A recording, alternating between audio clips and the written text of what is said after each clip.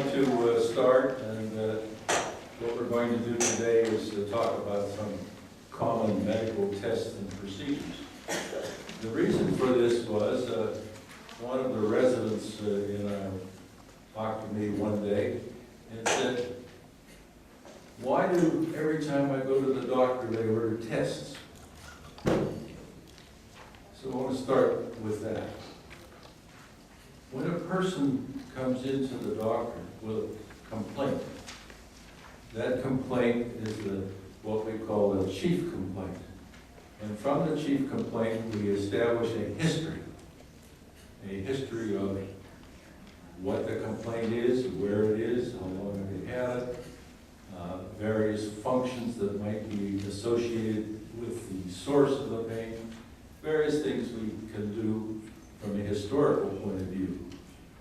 In the old days, doctors always said, and I say as well, the diagnosis is in the history. And if you can get a good history from the patient, you're way ahead of the game in making a diagnosis.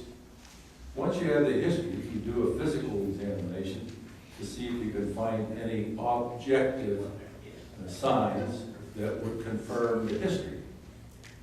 And then you have a clinical impression or a differential diagnosis. It could be A or B or C or D.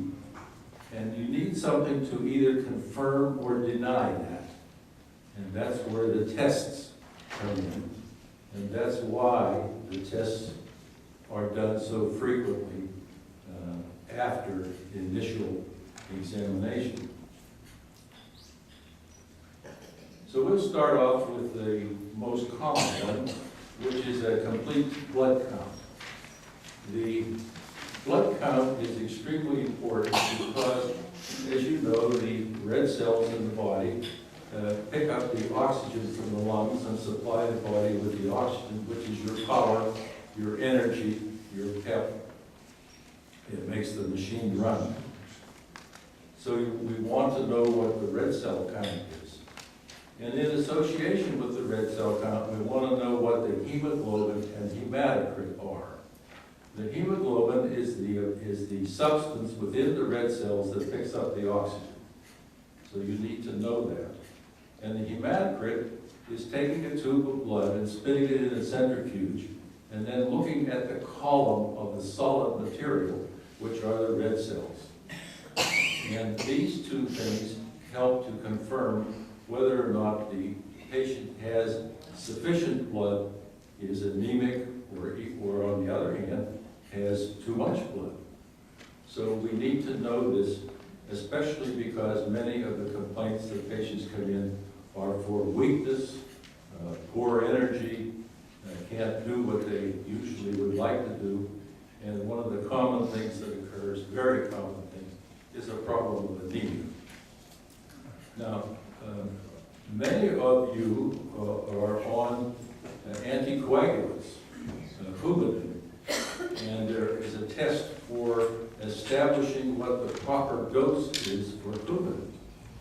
And once the Coumadin is begun, a series of prothrombin times are taken, and we try to get the blood test in between 2 and 3 INR. And INR is International Normalization Ratio. And that's a complex thing. We just say that if we get the prothrombin time, we make a judgment based on the prothrombin time as to what the dose of Coumadin is. And this is extremely important because if you get too much Coumadin, you're going to bleed. And if you don't get enough Coumadin, you're not doing what the Coumadin was designed for, which is to keep your blood from clotting. And I think that quite a few of you may be on that. The urinalysis, of course, is for kidney function. And the things that we look for are sugar and protein, acidity, and in the microscopic, red cells, white cells, bacteria, crystals. I think we've talked about this before when we spoke about urinary incontinence. Along with the urine, if you go down to the blood chemistry panel, you'll see under kidney there are 2 tests which are very commonly done, what are called blood urea nitrogen. and the creatinine. And these are breakdown products from protein and can be measured very simply in the blood. And as again, when I spoke about urinary incontinence, we all have a tremendous reserve.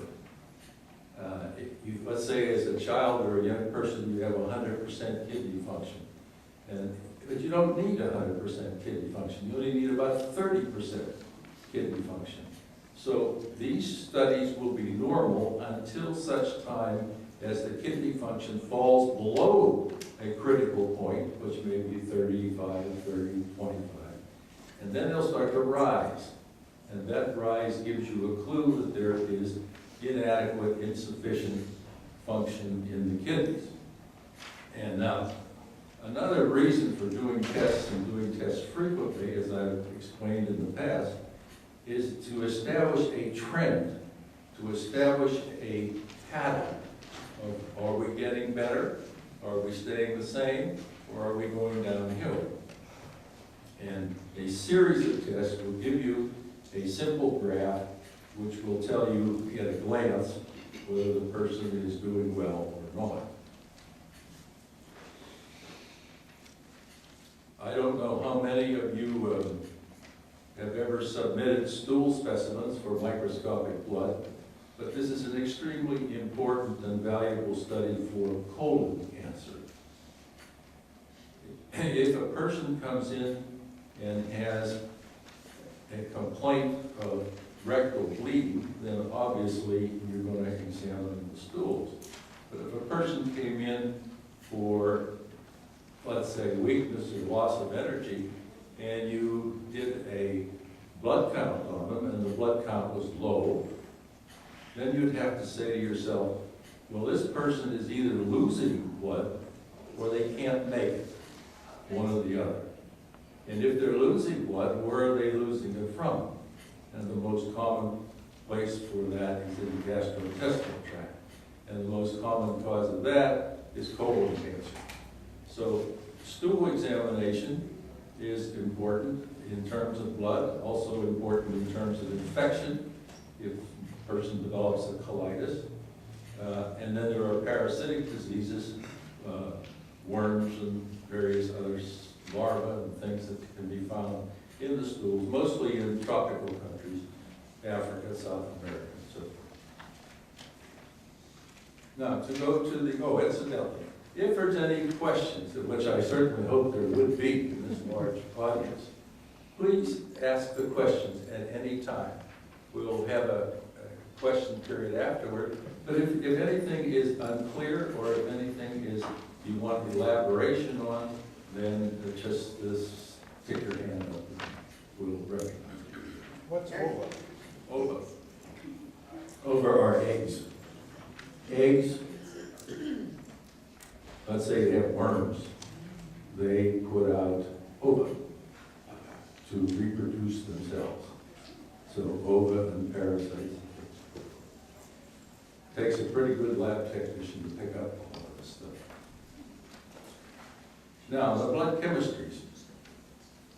For every organ in the body, there's a chemical study of the blood that can tell you something about the function of that organ. In general terms, we look for the electrolytes, which are sodium and potassium and bicarbonate, and you all know sodium is salt. And the bicarbonate has to do with the acid-base balance of the blood. And we check bicarbonate, calcium, magnesium. We can check any mineral we want in the blood to give you an idea what your deficiencies might be. As far as liver function is concerned, we have a whole panel of studies. The bilirubin is the bile that you pass, which colors your stools. The albumin and protein are very important because if a person is malnourished or cachectic, then the albumin would be below 3, generally in the range of 1 or 2, and that shows extreme malnourishment and would be a problem in the combating of infection and many other things that